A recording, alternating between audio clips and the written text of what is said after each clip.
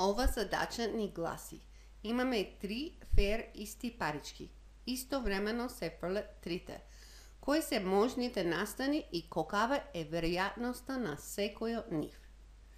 Како секогаш, прашуваме од кога ќе го извршиме експериментот, што можеме да видиме. Значи, фрлевме 3 парички. Може трите да бидат петки, може 2 да бидат петки и 1 грб, 1 петка и 2 грбови, или трите да бидат грбови. Значи, има 4 можни настани. И на крајот на ова задача треба да ја пополниме ова табела, кај што кажеме веројатноста на секој од тие 4 настани и треба да провериме дека се собрава до 1. Што е разликата помеѓу ова и задачите што ги имавме до сега е дека е тридимензионално. Тридимензионално значи дека не можеме да користиме табела за преглед на настаните. И со тоа преминуваме на така наречено дрвест диаграм. А тука многу лесно се користи дрвест диаграм, бидејќи фрлањето на трите парички се меѓусебно независни. Можеме да ги сметаме како 3 последователни, значи цртаме една линија за првото фрлање. При фрлање на првата паричка може да добиме петка со веројатност 0,5. Можеме да добиме грб со веројатноста 0,5. Значи, ова е една пара. Сега ја фрламе втората паричка. Гледаме, ако имавме петка и ја фрламе, што се случи? И при фрлање на втората паричка можеме да добиме петка или грб. И при фрлање, тука кај што добивме грб на првата, можеме да добиме петка или грб. Ова е таа задача што ја имавме предходно, кај што работевме со табела. Петка со петка, 0,5 со 0,5, петка со грб, 0,5 со 0,5, грб со петка, памтете, овие ги собравме двата случаи, петка со грб, грб со петка, не се гледа разлика на масата, и конечно грб со грб. И секогаш ги множевме веројатностите. И на секоја гранка од дрвест диаграм треба да имаме 1. Значи, во овај разгранување 0,5 со 0,5, 1. Ова разгранување 0,5 со 0,5, 1. И така натаму. Секој пат разгранување, дали и на 2 настани како тука, или на повеќе, кога ќе ги соберам од едната точка тука, мора да се собере до 1. Тоа е законот за дрвест диаграм. Значи, имаме трето фрлање. И тука имаме петка па грб, петка па грб, петка па грб и петка па грб. И гледате дека на секој разгранување имаме 1, 1, 1, 1. А сега, тука што имавме петка па петка па петка.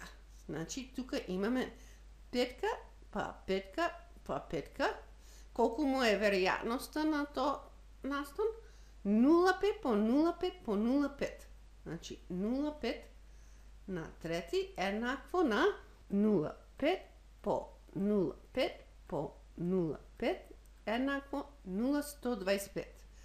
Значи ова е 0,125. Една осмина, ако сакате да знаете. Сега ја гледаме втората гранка. Петка па петка па грб. Значи имаме од овај тип тука, лилава боја, петка па грб, па ни интересира колку е веројатноста, и гледаме дека и тоа е 0,5 по 0,5 по овај 0,5, исто е 0,5 на трети, еднакво на 0,125. Бидејќи се фер паричките, овие сите ги имат веројатност 0,25, само треба да ги собераме тие што исто изгледат како настани. Значи, тука имаме петка па грб па петка, и тоа се 2 петки па 1 грб, 0,125.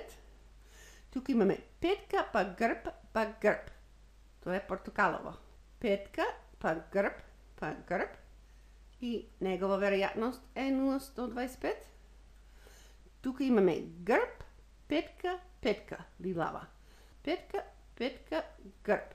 125. Грб, петка, грб. Портокалово.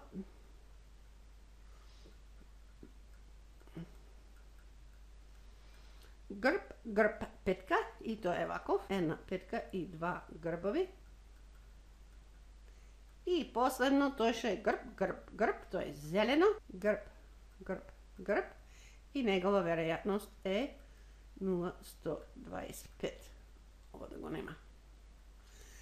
Сега, кои се лесните? Лесните се првата и последната. Значи, петка, петка, петка е 0,125. Никаде друго го нема во список. И грб, грб, грб е и тој 0,125. Сега имаме 3 од петка, петка, грб. Значи, ни треба 3 по 0,125 еднакво на 375. Значи, 0,375. Тоа е овај, овај и овај. Сега, и тука имаме 3. Значи, и ова 0,375. Да ги собераме, да провераме. Значи, чистење 0,125 плюс 0,375 плюс 0,375 плюс 0,125 еднакво 1. Пореде. Значи, одговор на нашата задача е овај дел од табелата и овај одговор на прашањето.